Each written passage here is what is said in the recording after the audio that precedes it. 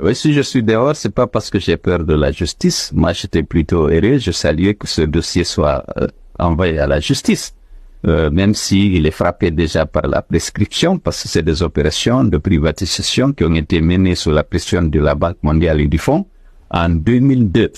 Et donc, il y a plus de 20 ans que cette opération a eu lieu, mais je n'ai joué aucun rôle. C'est un dossier qui est passé par le Conseil des ministres qui l'a approuvé, parce que c'était une conditionnalité d'atteindre le point d'achèvement de l'initiative perpétuée à l'époque.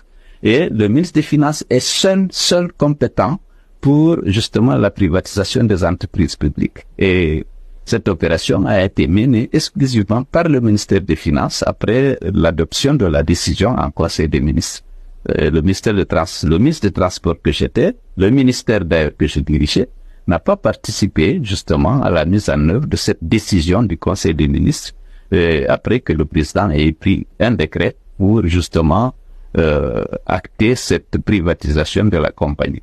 C'est purement politique en raison de mon opposition ou de ce qu'on a considéré mon empêchement à aller aux élections et mes critiques vis-à-vis des dérives de la transition qui m'ont valu cette convocation à la CRIF.